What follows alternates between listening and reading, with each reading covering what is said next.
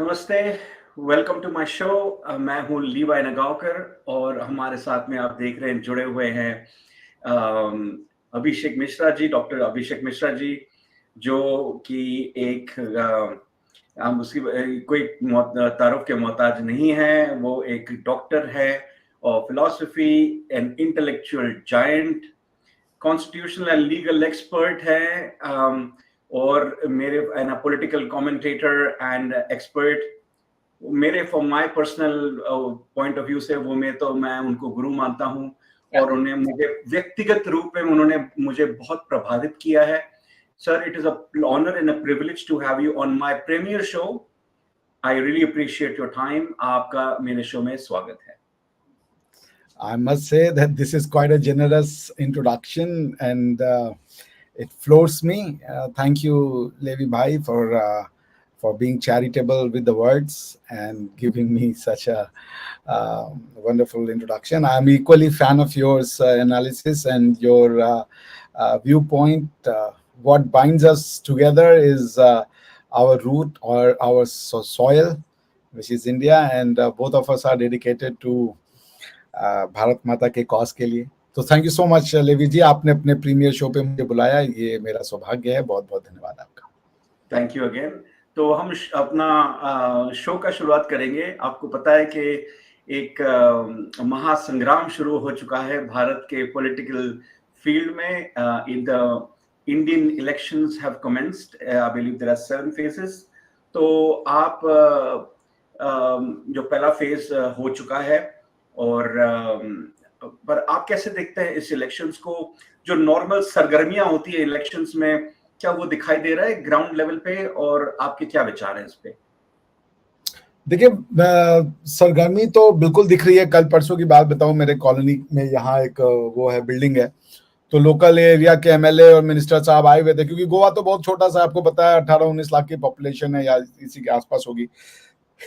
तो वहां पे चल रहा था कि हमें इलेक्शन में जाना है, वोट देना है। ऑफ कोर्स बीजेपी के लिए ही बात हो रही थी। तो सरगर्मी तो है, और मेरे ख्याल से गवर्नमेंट से ज्यादा लोग उत्सुक है गवर्नमेंट को रिपीट करने के लिए। Sometimes political parties are interested कि भाई हमारी गवर्नमेंट रिपीट हो जाए, बट जो the mood on the ground ये है कि लोग चाहते हैं कि गवर्नमेंट जो है रिपीट हो जाए। अब उसके लिए वही स्टीरियोटिपिकल या ऑफ्ट रिपीटेड वर्ड है, प्रो इनकम्बेंसी। तो this is a pro incumbency situation. There is all, जिसे कह लीजिए, एक पॉजिटिविज्म है लोगों में, पॉजिटिव अप्रोच है, एक पॉजिटिव वाइब है। लोग मोदी जी को वापस से प्राइम मिनिस्टर के रूप में देखना चाहते हैं। और सच बताऊं तो यार, ये तो मेरे लिए इनकॉम्प्रिहेंसिबल है कि मोदी जी प्राइम मिनिस्टर नहीं होंगे। I mean, this is something I shudder to death कि ऐसा कोई दिन आएगा कि ये लिखा जाए कि भारत के प्रधानमंत्री नरेंद्र मोदी नहीं है। बिकॉज मैं उनका इतना बड़ा प्रशंसक हूँ, उनके कार्यशैली का, उनके विजन का, उनके सिंप्लिसिटी का, उनके जिसे कहिए ना, मतलब द मैन इज ग्राउंडेड। तो मुझे बहुत वो इंस्पायर करते हैं। तो आई होप कि जब 4 जून को और हम लोग बैठा जाएगा साथ में, पूरा इलेक्शन डिस्कस किया जाएगा लाइव, लेवी जी और भी कोशिश करेंगे कि इधर उधर के लोग आ सकें तो बड़ा बढ़िया होगा, और पूरी चर्चा की जाएगी। अभी तक हमने टीवी पे देखा है, इस बार हम लोग अपना भी वैसा कुछ किया जाएगा। तो I am waiting for 4th of June। अगर सब ठीक ठाक रहा तो बहुत जल्दी 15-20 जून को फिर से हम लोग ये सुनेंगे, मैं नरेंद्र मोदी भारत के ईश्वर के नाम में भारत की संविधान पे शपथ लेता हूँ। एंड आई एम, जैसे ये जो वाक्य ना कि मैं नरेंद्र मोदी ईश्वर की शपथ लेता हूँ, ये वर्ड के सुनने के लिए मैं बड़ा परेशान हूँ। जी जी बिल्कुल। और इसी मौजू पे प्राइम मिनिस्टर श्री नरेंद्र दामोदर दास मोदी का शपथ ग्रहण करते हुए हम भी बड़े उत्सुक हैं। उन्होंने बहुत काम किया हुआ है और हम यही होप करते हैं कि उनको भारत की जनता उनको उनका उन पे जो ब्लेसिंग्स हैं, आशीर्वाद उनका बना रहे। अच्छा, इससे हम अभी एक बात और जोड़ दूं मैं। देखिए, लोग भारत को समझ नहीं पाते, खासकर भारत का ये जो कम्युनिस्ट वर्ग के लोग हैं जो हैं। भारत 700 साल से भारतीय होने के लिए तड़प के रह गया। जो तड़पाहट मैं समझ सकता हूँ एक जूस की होगी, जो जब लिखा होगा किताब डेयर जूडेन स्टार्ट थियोडर हेrzl ने, उस तड़प को मैं महसूस कर सकता हूँ, अपने होने की आइडेंटिटी को और उसको प्रिजर्व करने की बेचैनी को मैं उसका आभास कर सकता हूँ। भारत तरस गया है कि राम की जन्मभूमि, वो गलत हो सही हो ये अलग चीज है, उस पे उसकी एक मंदिर हो जिसमें वो जा करके, वो बड़ा अंधविश्वासी ही सही वहां पे लंबा लेट जाए, लेकिन वो कर सके फ्रीली बिना जज हुए। वो तरस गया उसके लिए, वो तरस गया भारत माता की जय कहने के लिए और उसके बाद उसके ऊपर कोई कमेंट ना हो। वो तरस गया अपनी जिंदगी को अपनी मान्यताओं के हिसाब से जीने के लिए। वो तरस गया अपनी पुरानी जो एक पहचान है उसको प्रिजर्व सुरक्षित करने के लिए, तरस के रह गया। अपनी ही भूमि पे उसने अपने ही मान्यताओं के लिए जजिया दिया, अपनी ही भूमि पे अपनी ही मान्यताओं के प्रिजर्वेशन के लिए उसने सर कटाया। और सर कटाने के बाद जब भारत हमारा आजाद हुआ, क्योंकि मैं नहीं मानता कि स्वतंत्रता की जो लड़ाई है वो अंग्रेजों के खिलाफ थी। मेरे लिए स्वतंत्रता की लड़ाई तो महाराणा प्रताप ने लड़ी, स्वतंत्रता की लड़ाई मेरे लिए महाराज छत्रपति शिवाजी ने लड़ी, बनारस के जो रूलर्स थे जिन्होंने लड़ा आक्रांताओं से, चाहे वो लक्षित बोरफुकन हो, चाहे वो महाराणा प्रताप हो, चाहे वो छत्रपति शिवाजी महाराज हो, चाहे वो और जितने बहुत सारे ऐसे हीरो हीरोइन होंगे जिनके बारे में तो लेवी भाई हम आप जानते नहीं हैं। तो वो हमारी रानी लक्ष्मीबाई, तो हम लोग जो है तब से लड़ाई लड़ रहे हैं स्वतंत्रता की। और 1947 में जब हमें स्वतंत्रता मिली तो बैठ गए हमारे ऊपर ऐसे लोग जो हमें बताने लगे कि जी अब तुम्हारा तो इतिहास खत्म हो चुका है, हम उसको पैरों तले रौंद देंगे, उसको हम ऊपर नहीं आने देंगे। उसको उन्होंने कहा हिंदू सर्वाइवलिज्म, हिंदू रिवाइवलिज्म। बेसिकली वो हिंदू सर्वाइवलिज्म की बात थी। क्यों नहीं खड़े होने दोगे? क्या बुराई थी हमारे उस समाज में? और तुम जिस समाज से रिप्लेस कर रहे थे वो कौन सा अच्छा समाज है? इस समाज ने जीरो दिया। तुमने प्रचलित कहानियों को इस समाज की सच्चाई बना करके लोगों का जो है मोराल डाउन करने की कोशिश की। तुमने ये पढ़ा दिया कि फलाना मुगल ने हिंदू राजाओं की हिंदू बेटियों से शादी की। कभी ये नहीं पढ़ा कि मुगलों ने अपनी बेटियां भी दी। दोनों तरफ क्यों नहीं सम्मान देना चाहते? क्योंकि तुम लोगों के दिमागों पर कब्जा करना चाहते थे, उनको तुम लोअर और एक समझ लीजिए जहनी गुलाम बनाना चाहते थे, उनके कॉन्फिडेंस को तोड़ देना चाहते थे। वरना तुम तो सच ये पढ़ाते ना जो लिखा हुआ था कि भाई कैसे मथुरा के मंदिर का जो विग्रह था उसको निकाल करके मस्जिद की सीढ़ियों में लगवा दिया गया, और उसी औरंगजेब को तुमने बताया कि वो आलमगीर है हमारी किताबों में। इन मुगलों की महिमा मंडित करते हो तुम, और उसके बाद कहते हो कि जो ये बातें सच बताए वो बिगिट है। इस देश में सच बोलने वाला बिगिट है, और जो झूठ बोलता है वो बहुत बड़ा इंटेलेक्चुअल है। भारत की जो डेफिनेशन ऑफ नॉलेज है, आपको फेल कर दिया जाएगा यदि आप इनके अगेंस्ट में जाएंगे। और आपको एक बड़ी मजेदार बात बताऊं, पाकिस्तान का एजुकेशन सिस्टम और इंडिया के एजुकेशन में सिस्टम में साला धेले भर का अंतर नहीं है। वो भी मुगलों का महिमा मंडन करते हैं, हम भी मुगलों का महिमा मंडन करते हैं। उनके लिए भी ब्राह्मण सबसे बड़े दुष्ट थे, हमारे लिए भी ब्राह्मण सबसे बड़े दुष्ट थे। उनके लिए भी हिंदुइज्म जो है दुनिया का सबसे बड़ा खतरा है, और यहाँ के भी किताबों के हिसाब से हिंदुइज्म दुनिया का सबसे बड़ा खतरा है। क्या गलत अलग पढ़ा दिया भाई तुमने? क्या अलग पढ़ा दिया? पाकिस्तान कहता है कि हम we are inheritors of the Mughal. India वाले भी कहते हैं कि भारत का निर्माण मुगलों ने किया। What is the distinction between the curriculum of Pakistan and India? ये फ्रॉड इन्होंने हमारी जहनों पे कब्जा करने का किया। इन्होंने हमारे आत्मविश्वास को पैरों तले कुचलने का काम किया, मगर ये भूल गए कि ये जो सनातन है ये स्वतः स्फूर्त है।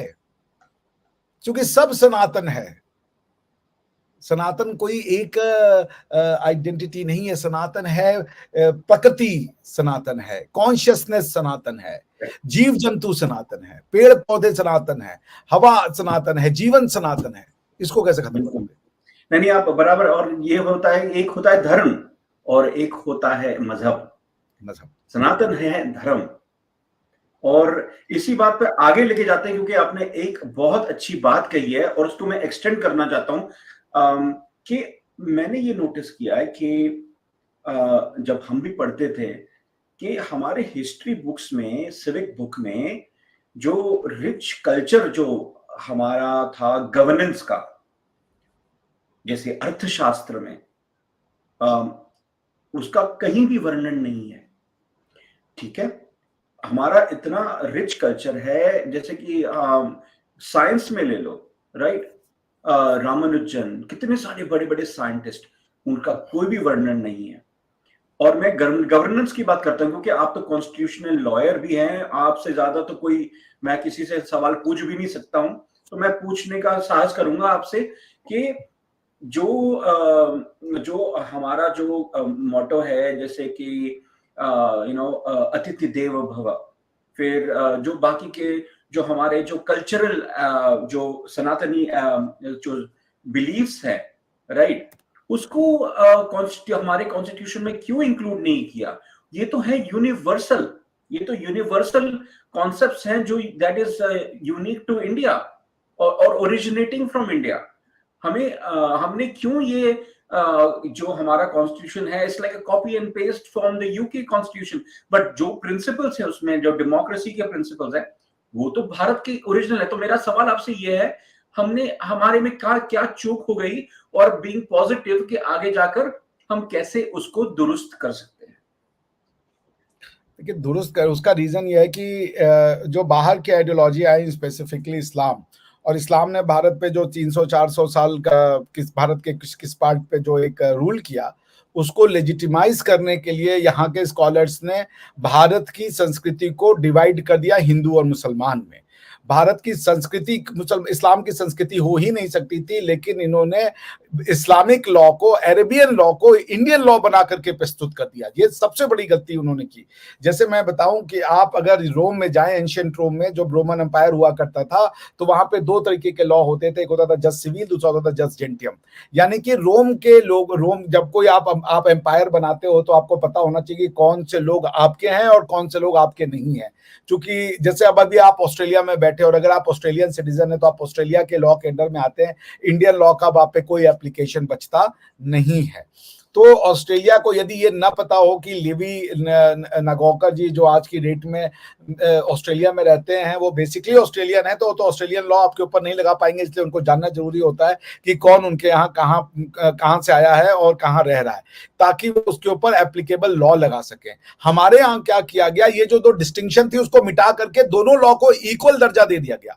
जैसे जस जेंटियम होता था, जो रोमन्स के ऊपर भी लगता था और बाहर के लोगों को भी लगता था, और जस सिविल होता था, जो सिर्फ बाहर के लोगों पे लगता था, उनका जो अपना खुद का लॉ होता था। हमारे यहाँ जो हमारा लोकल लॉ था उसको कहते हैं ये हिंदू लॉ है, और ये भी पता है कि हिंदुओं की कोई जमीन नहीं है, लेकिन ये हिंदू लॉ है। अगर हिंदू लॉ है तो वो हिंदुओं की कोई जमीन भी तो होगी ना, जहां ये लॉ पनपा। जैसे अरबों की जो जमीन है वहां पे अरेबियन लॉज था, इसको इस्लाम के नाम पे इन्होंने यूनिवर्सल कर दिया। क्योंकि वो जब हदीत बन गई तो हदीत में जो उनका जो लॉज था, उसके सारे लॉज को प्रॉफिट ने जो है वो कर दिया legitimise with here and there certain tweaks. तो जैसे अब आप देखें कि इस्लाम और यहूदी और क्रिश्चियन में क्या अंतर है। जीसस क्राइस्ट ने कभी ये नहीं कहा कि तालमुड गलत है, या ये इन्फेस्टेड है, या ये करप्टेड है। ठीक है ना? इस्लाम कहता है कि तालमुड या जो तोरा है वो इन्फेस्टेड है, करप्टेड है, उस किताब की कोई वैल्यू नहीं रही है और नई किताब भेज दी गई है। ये नहीं बताया कि उसमें करप्शन क्या आया और कैसे आया और कहां आया, ये सब नहीं बताया। और उन्होंने कह दिया कि वो सारे, तो क्या वो सारे लॉ कैंसिल हो गए? हमारे यहाँ एक लॉ में फॉर्मूला होता है, उसको कहते हैं डॉक्ट्रिन ऑफ सेवरेबिलिटी, कि यदि लॉ का कोई एक हिस्सा किसी भी तरीके से आउटडेटेड हो जाए तो पूरा स्टैट्यूट नहीं खराब करते हैं, उस हिस्से को निकाल देते हैं, बाकी का स्टैट्यूट सर्वाइव कर जाता है। तो पॉइंट यही किया इंडिया में, जो ये हिंदू लॉ पढ़ाया, हिंदुओं को एक आइडेंटिटी बना दी ऐसी जो कि मुस्लिम के और क्रिश्चियनों के से अलग है। ये बात वो नहीं भूल गए। जैसे अब आप थे, आपके पूर्वज जब आए होंगे तो धीरे धीरे वो इंडिया में रच बस गए ना। इंडिया ने आपकी आइडेंटिटी नहीं चेंज की। इंडिया ने आपको ये नहीं कहा कि भैया यहाँ रहना है तो अब जूइश आइडेंटिटी भूल जाओ, अब जो है बस हिंदू के आइडेंटिटी में रहो। क्योंकि इंडिया दुनिया के किसी भी भगवान को गलत नहीं कहता था, ना ही किसी मान्यता के सिस्टम को गलत कहता था। लेकिन उसने आप इंडिया में रहते रहते आप इंडियनाइज्ड हो गए। ठीक है ना? यही जो इंडियनाइजेशन था, इसको हमारी 1950 के बाद से जो गवर्नमेंट आई उसको उन्होंने हिंदुआइज्ड कर दिया। और उन्होंने ये कहा कि हिंदू अलग हैं और मुसलमान अलग हैं। तो जो यहाँ का मुसलमान है, अब उसको ये फीलिंग होता है कि वो कहीं बाहर से आया है, वो कन्वर्टेड नहीं है। जबकि वो जब कन्वर्ट हो जाता है तो जो, अब जैसे मान लीजिए आप हिंदू से बुद्धिस्ट बन गए, तो अब आपके घर में सक्सेशन का लॉ कैसे लगेगा? आपका भाई हिंदू है, आप बुद्धिस्ट बन गए, तो क्या भगवान बुद्ध ने लॉ ऑफ सक्सेशन दिया था? क्या बुद्धों में डिवोर्स की परिकल्पना थी? जैसे हिंदुओं में डिवोर्स की परिकल्पना नहीं थी, क्या बुद्धों में डिवोर्स हुआ?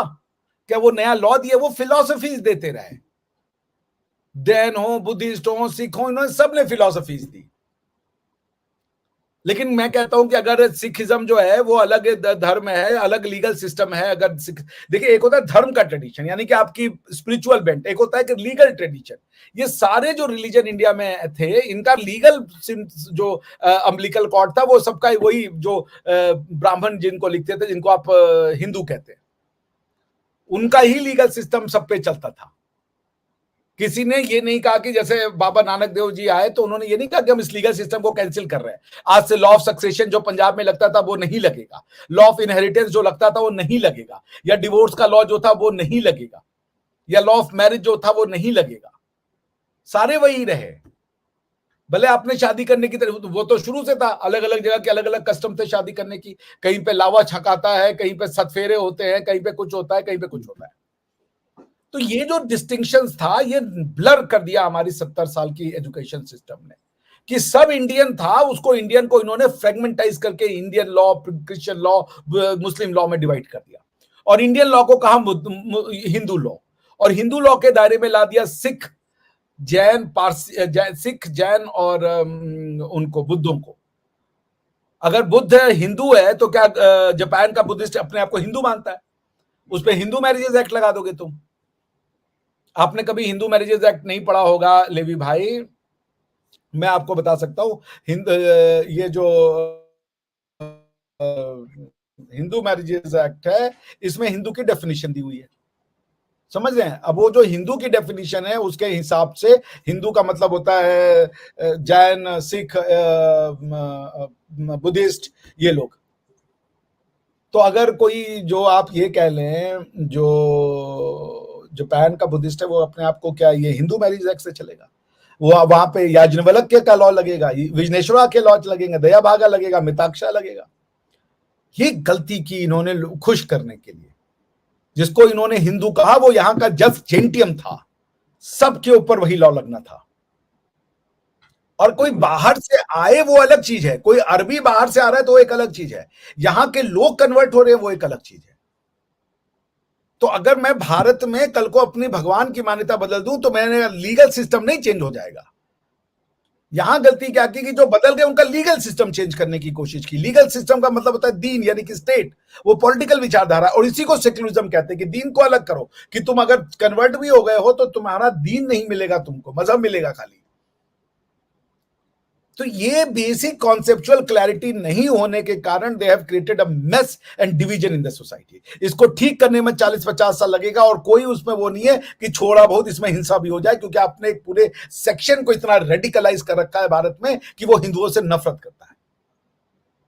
तो हिंदुओं से सोल्यूशन की तरफ, तो नहीं, सही बात, आपने पॉइंट सही रखा।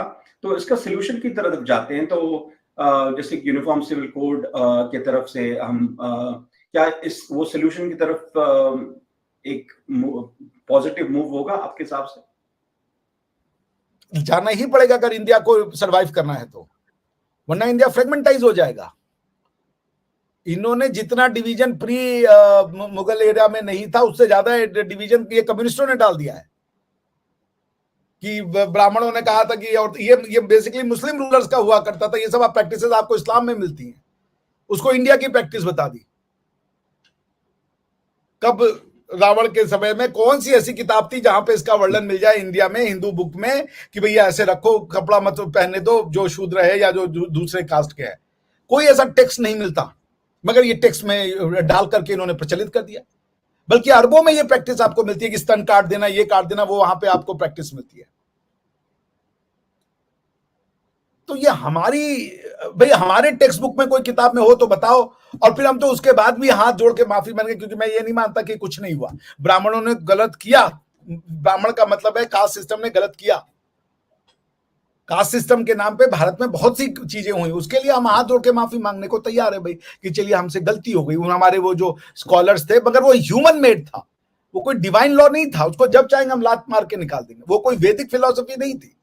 बिल्कुल सोशल तो प्रॉब्लम पॉइंट, था, वो सोशल प्रॉब्लम था। Exactly, that was a social problem. It was not a philosophical problem, it was not जिसे कह लीजिए वैदिक प्रॉब्लम, सनातनी प्रॉब्लम। कास्ट भी है, वो सनातनी की प्रॉब्लम नहीं है, कास्ट भी सोशल प्रॉब्लम है। उसका इंटरप्रिटेशन नहीं कर पाए क्योंकि वो कॉम्प्लेक्स फॉर्मूला था कि तुमको सोसाइटी का निर्माण करना है, और उस सोसाइटी का फाउंडेशनल जो प्रिंसिपल है वो ये है कि सोसाइटी 4 वर्णों में होगी, ब्राह्मण, क्षत्रिय, वैश्य और शूद्र। तो इसका इंप्लीमेंटेशन कैसे करिएगा ये बताइए, ये डिफिकल्ट हो जाता है क्योंकि वेद ये नहीं कह रहा है कि इन चारों में कोई हायरार्की है, लेकिन बाद के जो लॉज बनाए गए उन्होंने हायरार्की बनाई, ये सच है।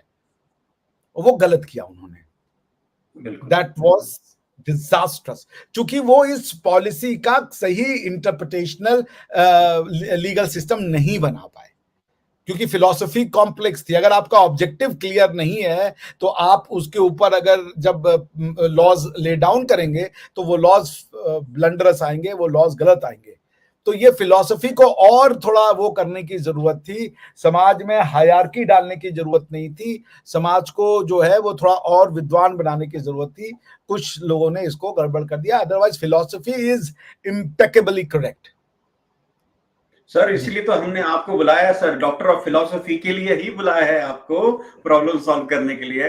बट नहीं, बट थैंक यू, आपने बड़ा अच्छा पॉइंट्स रखे। I am sure, I mean मुझे तो काफी इसमें प्रॉब्लम्स आइडेंटिफिकेशन भी हुआ और सोल्यूशन की तरफ भी आपने अच्छा उसका डिस्क्राइब किया। अगर अभी आपकी इजाजत हो तो हम एक लाइटर मोड पे चले जाते हैं इसके पास। तो हमारा फेवरेट टॉपिक जो है पाकिस्तान। पाकिस्तान से न्यूज आ रही है कि यूनाइटेड स्टेट्स डिपार्टमेंट ने सैंक्शन, स्टेट डिपार्टमेंट ने सैंक्शन किया हुआ है बैलिस्टिक मिसाइल सप्लायर्स को, जो लॉन्ग रेंज मिसाइल बनाते हैं। इसमें 3 चाइनीज कंपनीज हैं और इसमें एक बेलारूस की कंपनी है। तो मेरा सवाल आपसे ये है कि एक साइड पे तो हम देख रहे हैं कि वहां पर पाकिस्तान में इन्फ्लेशन स्काई हाई है, वहां पे इकोनॉमिक प्रॉब्लम्स हैं। रिसेंटली उन्होंने पेट्रोल के प्राइसेस, डीजल के प्राइसेस भी बढ़ा दिए हैं। 2 ट्रांचेस में आईएमएफ से वो 1-1 बिलियन के लोन के लिए तरले कर रहे हैं। और इसी सूरत में, इसी टाइम पे ये अपने लॉन्ग रेंज मिसाइल्स पे बिलियंस ऑफ डॉलर्स पे इन्वेस्ट कर रहे हैं। तो आपके क्या विचार हैं इस पे? देखिए, ये बैलिस्टिक मिसाइल तो इंडिया भी डेवलप कर रहा है, न्यूक्लियर वेपन इंडिया के पास भी है, but not even a dog in any part of the world loses sleep over it कि भैया इंडिया के पास न्यूक्लियर वेपन, अब क्या होगा, कल क्या हो जाएगा। That is called responsible state, ठीक है ना। But if Pakistan acquires nuclear weapon and then enhances its ability to launch them through ballistic missiles, the world will be a disastrous place, or world will be extremely in a tinder, like a tinder box situation, ठीक है ना, कभी भी आग लग जाएगी, ऐसा situation हो जाएगा। तो अब ये कहें कि क्या इंडिया को खुश करने के लिए ये एक्शन लिए गए, आंसर है नहीं। बेसिकली जो चल रहा है इस समय, एंटी सेमिटिज्म की जो फीलिंग्स इस समय दुनिया में है, भाई एंटी सेमिटिज्म सिर्फ इस्लामिक वर्ल्ड में है मैं ये नहीं मानता। एंटी सेमिटिज्म जो है आपको दुनिया भर के अन्य लोगों में भी है, और उसका सबसे बड़ा एग्जांपल है कि यूनाइटेड नेशन ने इस्लामोफोबिया के अगेंस्ट में रिजोल्यूशन तो पास किया, आज तक एंटी सेमिटिज्म के फेवर में एक भी रिजोल्यूशन नहीं पास किया, जबकि दुनिया का सबसे बड़ा होलोकास्ट अगर दुनिया की किसी 2 कम्युनिटियों ने देखा है तो लेवी भाई, तो एक आपकी है और एक मेरी है। और हम दोनों के होलोकास्ट को, जो आपके होलोकास्ट का नाम होता है, हमारे उसका तो रिकॉग्निशन भी नहीं आता। मैं कह रहा हूँ यूनाइटेड नेशन एक होलोकास्ट रिजोल्यूशन हिंदूज का पास करती है और यहूदी का पास करती है। Why isn't there an resolution against anti-Semitism, which is a reality? Why isn't there a resolution against anti-Hindu feeling, which is a reality? And when I say Hindu, उसमें सिख, जैन सब आ गए, बुद्ध। तो बॉटम लाइन ये है कि पाकिस्तान की ये जो बैलिस्टिक मिसाइल का डेवलपमेंट है और ये जो चाइनीज कंपनियां इसको हेल्प कर रही हैं, अगर ये प्रोलिफरेशन होता है, चूंकि यूएस ने तो यही कहा we are committed to non proliferation, और अगर ये इस तरीके के प्रोलिफरेशन होता है तो आप ये नहीं सिक्योर रह सकते हैं लेवी भाई कि पाकिस्तान की मिसाइल पाकिस्तान के स्टेट के हाथ में रहेगी, क्योंकि पाकिस्तान एक ऐसा स्टेट है जब भी कोई टेररिज्म की एक्टिविटी होता है उसके कहता है हमारा इससे कोई लेना देना नहीं है, तो नॉन स्टेट एक्टर है। You do not know in Pakistan who is state and who is non state.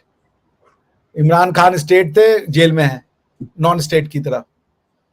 सो कौन स्टेट है कौन नॉन स्टेट है कुछ पता नहीं है, और ये ऐसे लोग हैं कि कभी भी इस तरीके के वेपन्स को चलाने में, नफरत के आग में ये कर सकते हैं, क्योंकि ये कभी नहीं कहते कि ये पाकिस्तानी बॉम्ब है, ये कहते हैं ये इस्लामी बॉम्ब है।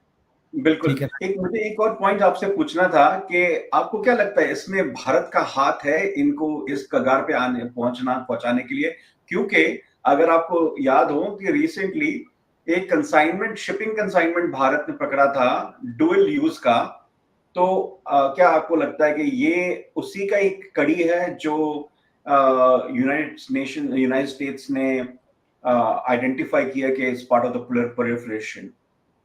नहीं, देखिए उसमें और इसमें अंतर ये है कि ये कोई कंसाइनमेंट ऐसा नहीं पकड़ा, उन्होंने इन कंपनियों को इनसे डील करने की वजह से बैन कर दिया है, ठीक है ना। वो तो ये था कि वो जो इक्विपमेंट ले जा रहे थे उसकी प्रॉब्लम थी, उसकी जो एबिलिटी थी कि वो न्यूक्लियर वेपन्स में भी यूज हो सकता था, डुअल यूज जिसको आप कह रहे हैं, तो उस वजह से उस कंसाइनमेंट को रोका। यहाँ पे ये कंपनियां डील कर रही थी, दे वर डिलीवरिंग सच थिंग्स। तो ऐसा नहीं है कि वो कोई कॉन्ट्राबैंड था या कोई डुअल यूज का था और ये था। उन्होंने कोई शिप नहीं पकड़ी, कोई कंसाइनमेंट नहीं पड़ा, उन्होंने उस कंपनी के प्रोडक्शन को ही बंद कर दिया। इंडिया ने जो भाई गुड्स आपने पकड़ा था कंसाइनमेंट, उसका कोई तो प्रोड्यूसर रहा होगा ना, इंडिया ने उसको नहीं अटैक किया था, इंडिया ने उस गुड्स को पकड़ा था। यहाँ पे है कि ये जो गुड्स बना रहे हैं, जो डिलीवर कर रहे हैं, उनके ऊपर हो रहा है कि अगर तुम पाकिस्तान के साथ इस तरीके का ट्रांजैक्शन करोगे तो you will pay consequences for that. There is a hell lot of a difference in that, ठीक है ना। इन कंपनी, क्योंकि एक कंपनी तो बेलारूस की भी है। बिल्कुल बिल्कुल बिल्कुल। तो although everyone knows Belarus for all intent and purpose means रूस, ठीक है ना। यस यस यस, लुकाशेंको उनका जो प्रेसिडेंट है, ऐसा डिक्टेटर। नो पुतिन या वो पुतिन का आई थिंक सगा भाई है वो, मुझे लगता है। तो अच्छा, दूसरी इंटरेस्टिंग खबर जो आ रही है, यूएस हाउस ऑफ रिप्रेजेंटेटिव्स ने $95 बिलियन का एड सैंक्शन कर दिया है इजराइल, यूक्रेन और ताइवान के लिए। तो मैं आपको अगर अपने श्रोताओं के लिए बता देता हूं कि इजराइल को उन्होंने $17 बिलियन असाइन किया हुआ है, यूक्रेन को लगभग 61 बिलियन असाइन किया हुआ है, और बाकी का जो है वो उन्होंने ताइवान के लिए रखा हुआ है, और कुछ अमाउंट है वो पैलेस्टीनियन एड के लिए। तो आप इसको, ये तो बड़ी डेवलपमेंट है, क्योंकि और उन्होंने फर्दर ब्रेकडाउन दिया हुआ है वो 17 बिलियन इजराइल को किस किस चीजों में के लिए दिया हुआ है, बट उसके हम इतने लेवल पे नहीं जाएंगे। पर आप मुझे ये एक बड़ा अमाउंट है, और आपको ये भी पता होगा कि यूएस का जो डेट है, राइट, वो है अराउंड $35 ट्रिलियन, और ये मनी प्रिंट करके ये और जैसे यूक्रेन के वॉर को और आगे बढ़ा रहे हैं। वो कुछ कमेंटेटर्स कह रहे हैं कि ये अगला समर तक ये यूक्रेन वॉर ऑल एक्सटेंड होगा, जब उनको ये एड मिलेगा, मिलिट्री एड मिलेगा। तो आपके क्या विचार है? इतनी काफी बड़ा अमाउंट है, आप कैसे देखते हैं इसको? देखिए, जो मेरी अंडरस्टैंडिंग है वो security, it's not an aid per se. जो वो दिया गया है वो सिक्योरिटी असिस्टेंस के लिए है, ठीक है ना। बारिंग जो उसमें फिलिस्तीन का जो सेक्शन है वो एक एड के लिए है, बट टू बिकॉज की Taiwan doesn't need an aid, ठीक है ना। तो वो जो एड, अगर आप ये कह रहे हैं फाइनेंशियल एड नहीं है, it is aid in the sense कि I am here to help you, not in the aid in the terms of arms कि पैसा नहीं है तो ये रख लो। तो ये सिक्योरिटी पैकेज वो देना चाहते हैं, इनको और वेपन बेचना चाहते हैं, और उसके लिए परमिशन अपनी लेजिस्लेचर से। तो आपको पता है कि यूएस की कांग्रेस जो है उसके 3 अंग होते हैं, जिसको आप कांग्रेस कहते हैं यूएस में, उसको हम इंडिया में पार्लियामेंट कहते हैं। तो यूएस कांग्रेस का मतलब होता है senate plus house of representative and president, ठीक है ना। हालांकि प्रेसिडेंट उसका पार्ट नहीं है, senate plus house of representative है, क्योंकि उनका जो प्रेसिडेंट है वो इंडिपेंडेंट है, ठीक है ना। But senate plus house of representative is called Congress in the United states. तो पॉइंट ये कि ये उससे सैंक्शन लेना चाह रहे हैं कि कल को हम जो है, क्योंकि आप कोई बिलियंस में फाइनेंशियल डोल आउट तो देते नहीं, तो वो है कि भाई इनको सिक्योरिटी असिस्टेंस जैसे असलाहा देना, बम देना, बारूद देना, फाइटर प्लेन दे देना, बैलिस्टिक मिसाइल दे देना, ड्रोन दे देना, इस टाइप की चीजें जो देने का होगा वो सिक्योरिटी असिस्टेंस हम इनको देंगे, और उसके लिए इतने पैकेज वो कर रहे हैं कि कल को अगर खरीदना हो, बेचना हो, तो वो सैंक्शंस है। और देखिए ताइवान का जो असिस्टेंस है वो अमेरिका इसलिए कर रहा है क्योंकि China needs to be put in place. China को पता होना चाहिए कि वो ताइवान में जो चाहे वो नहीं कर सकते हैं, तो दैट एक्सप्लेन्स। यूक्रेन वाला आई थिंक जितना वो एड देंगे, असिस्टेंस देंगे, उतना ही डिस्ट्रक्शन देखने को मिलेगा। कोई फायदा नहीं है यूक्रेन की इस तरीके से मदद करके कि यूक्रेन तबाह हो जाए, ठीक है ना।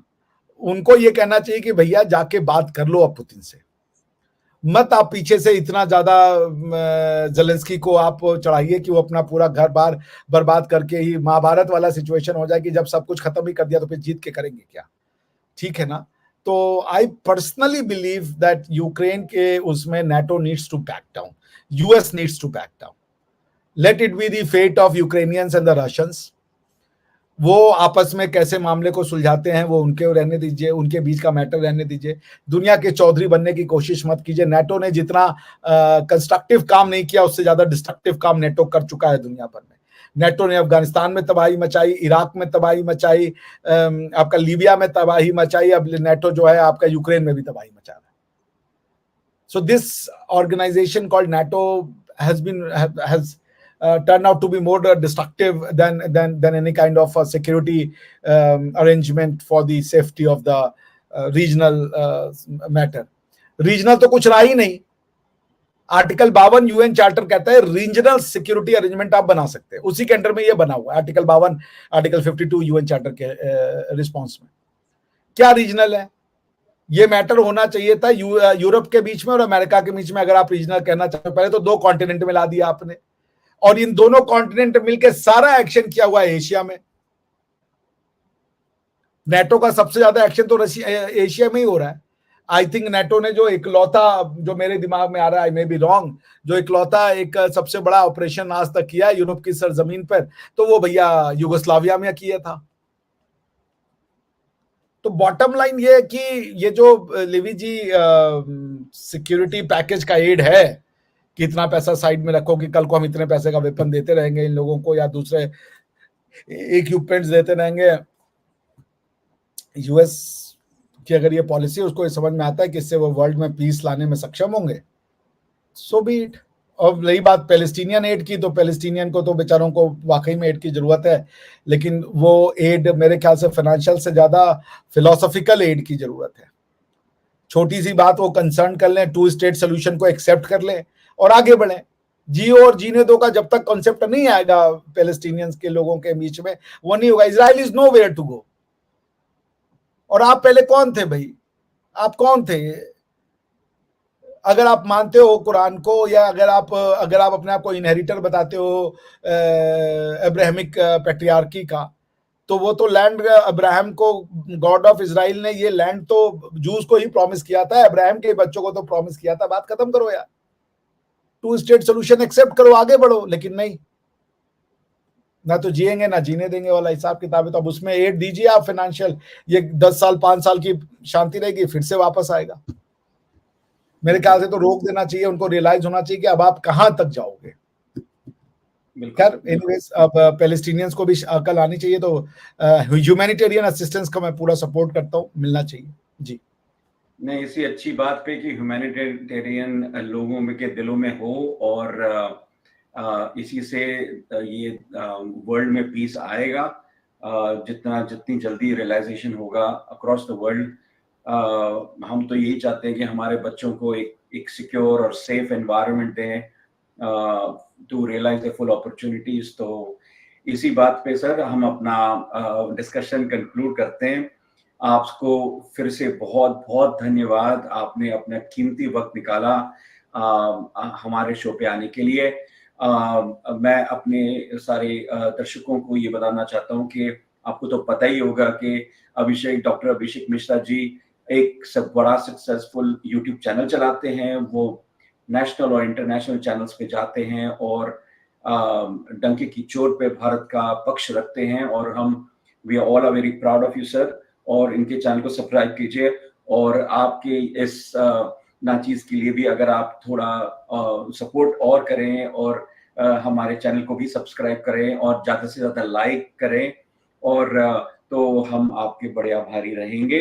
हाँ, मेरा इसी के भी साथ मैं भी ये जी। कह दूं कि दर्शकों से कि प्लीज लेवी जी हमारे परिवार का सदस्य है, हमारा ही अंग है, तो उनको भी सपोर्ट कीजिए, उनके व्यूज को देखिए, उनके चैनल को देखिए, सब्सक्राइब कीजिए and make his hand stronger कि हम लोग साथ में, हम और लेवी जी ऐसा काम करते रहें। तो please subscribe to Levi Nagaonkar channel और मेरे भी चैनल को सब्सक्राइब कीजिए, लाइक कीजिए और वो घंटे वाला बटन जरूर दबाइए। जी, जी, बिल्कुल, बिल्कुल, बिल्कुल। Thank you sir again and आपसे बात करते रहेंगे, आपको ट्रबल करते रहेंगे। जय हिंद।